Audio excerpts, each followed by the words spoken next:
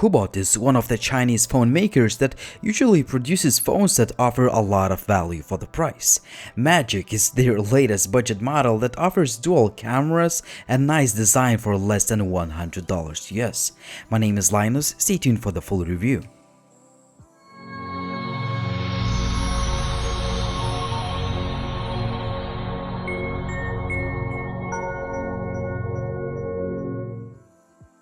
Just before we start, check out all the links and show notes in the video description down below.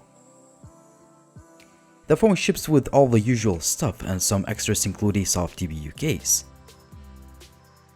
Let's be clear, the Cubot Magic imitates the design of the Honor Magic, but it uses cheaper materials to reduce the cost of the device. The phone is made entirely of plastic and it does lack premium materials, but the build quality is good. The design highlight is that the phone is curved on each side, which really looks nice in practice.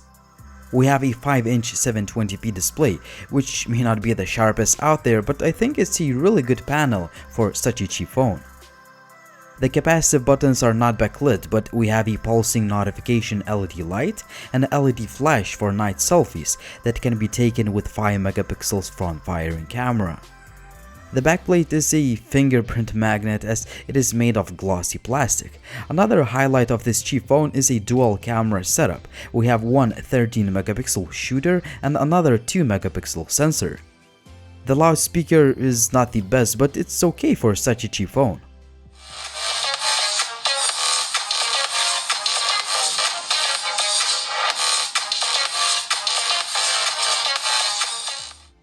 When it comes to hardware, the Cubot Magic is yet another budget phone from China with decent specs for the price. The phone ships with MTK 6737 chip, 16GB of expandable storage, and 3GB of RAM. The gaming performance is okay, but you should expect some skipped frames even if you play games like Asphalt 8 on medium graphics settings. I love when manufacturers keep stock Android user interface on these cheap phones, and the Cubot Magic is no exception, as it runs on Android 7 out of the box. Some extra features include a few gesture controls that I didn't really use because for some reason they are in Spanish. Anyway, the phone is fast and fluid on the daily basis, and that is the most important thing to me when it comes to budget smartphones.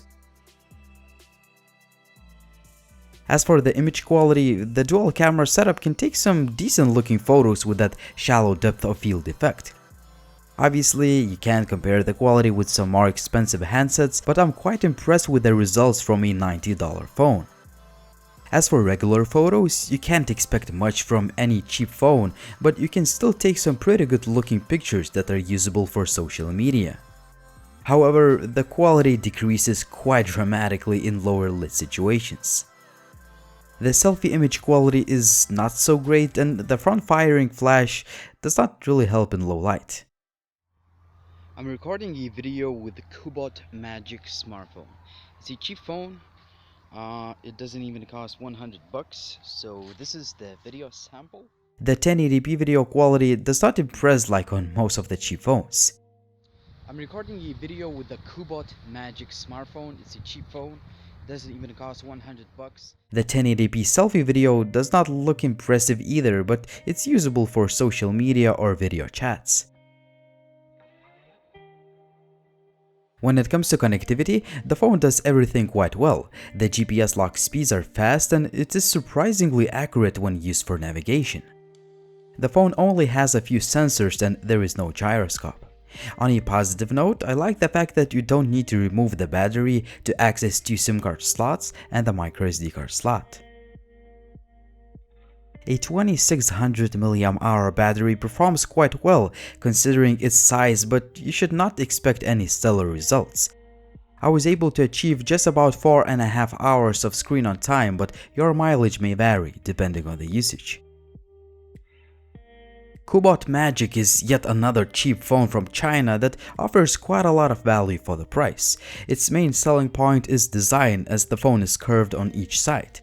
In general, it is a decent option for such a low amount of money, but it would have been great if it had some premium materials used in the construction.